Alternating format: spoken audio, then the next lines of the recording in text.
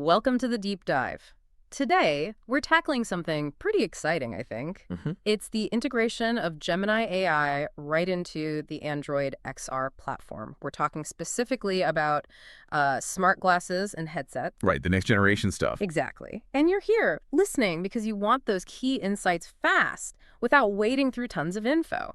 So that's our mission today. Absolutely. We've already seen Gemini pop up on phones, watches, TVs, even in cars. Yeah. But putting it onto Android XR for glasses and headsets, that feels like a different level. It's moving AI from a thing you hold to something that sees what you see. Hands-free assistance, essentially. Totally hands-free. That's the goal. Okay, so let's dive in. We want to really understand how Android XR plus Gemini could change how we access AI, maybe create completely new experiences with glasses and headsets. We're looking for those, aha moments. And the foundation for that is understanding this vision for Android XR itself. They're saying it's the first Android platform built for this Gemini era. Purpose-built, okay, not just adapted. Right. The core idea is an AI assistant that gets your perspective. It sees what you see, hears what you hear. And helps out without you needing to grab your phone or tap a screen. That does feel pretty different. It really is. Think about freeing up your hands. If you're, say, working on something complex, maybe fixing a bike or cooking. You don't want to stop and look something up? Precisely. You stay in the flow, whether that's in the real world or even a virtual one. Imagine maybe a surgeon getting vital info overlaid directly in their view. No looking away. Big implications for focus. Now, Android XR wasn't totally new, was it? There was stuff with headsets before. That's right, yeah. The initial push involved partners like Samsung and Qualcomm. Right. Focusing on those immersive VR, AR headset experiences. Samsung's Project Muhan is one people are watching, expected later this year. So how does Gemini make those headset experiences better? Is it just voice commands? It's more than that. It's Yeah. about Gemini actually understanding what you're looking at inside the headset. So you could literally ask, hey, what's that virtual object over there? Yeah. Or tell me more about this scene. And Gemini could potentially respond based on visual understanding. It leverages, those advanced computer vision models. Interesting. So embedding intelligence right into the virtual world. Exactly. Okay, headsets are one thing enclosed, immersive. But the glasses part feels like it could change everyday reality.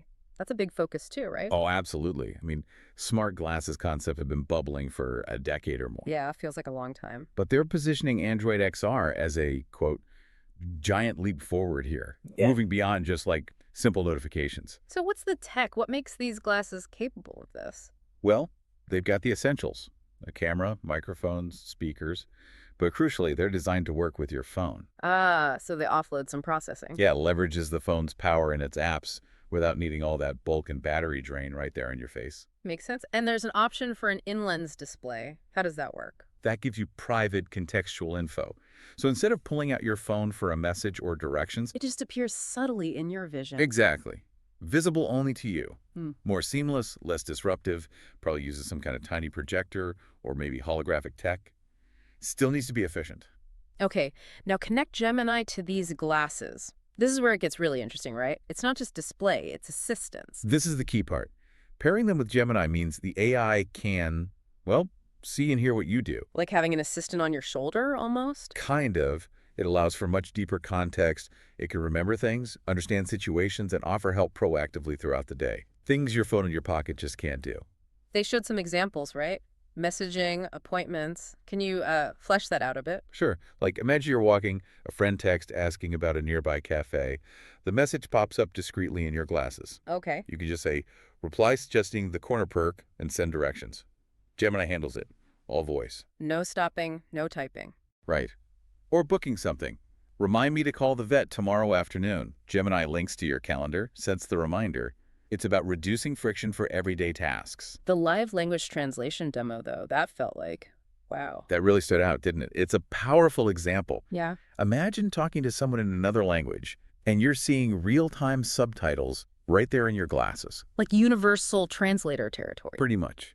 It could genuinely break down communication barriers and face-to-face interactions. That's not just convenient, it's potentially, quite profound. Okay, the tech sounds amazing. But are people actually going to wear these things all day? Style matters a lot. Huge point. Absolutely critical. If they look clunky or feel weird, It's a non-starter for most people. So how are they tackling that? Partnerships, that seems to be the strategy.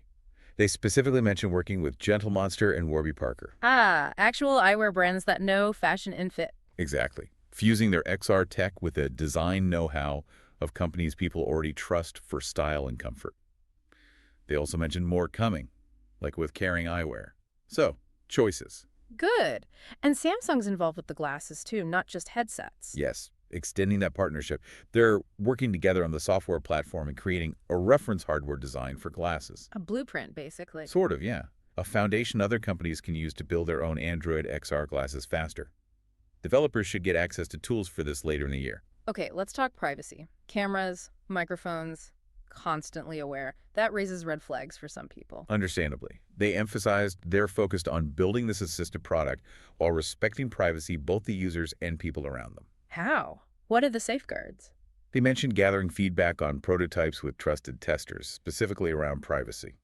It sounds like an ongoing process, trying to get it right. Details are still a bit sparse, but they acknowledge it's crucial. And when might we actually see these devices or get more concrete details? No firm date yet. They just said more updates on progress and availability are coming in the, quote, coming months. So stay tuned. Pretty much. They suggested signing up for a newsletter if you want the latest updates directly. All right, let's wrap this up. We've done a deep dive into Gemini AI meeting Android XR. Moving beyond phones and watches to truly hands-free help via glasses and headsets. Yeah, exploring how it could change daily tasks, interaction, getting information. Things like that live translation are really compelling aha moments. And the potential for accessing your digital world, your apps, much more naturally. And we also touched on the crucial bits like making them wearable, the style partnerships, and acknowledging the privacy challenge. Those are key for adoption. Definitely. So here's something to chew on as we finish. Think about what it would really mean to have an AI assistant that shares your literal point of view visually and audibly. Yeah. Beyond messaging or directions, what completely new possibilities could that unlock for how you learn, create, connect, or just experience the world day to day? It's a fascinating question. What happens when AI isn't just responding to commands, but understanding your context that deeply? Exactly. A lot to think about there. It's definitely a space we'll be keeping a close eye on. Thanks for diving deep with us today.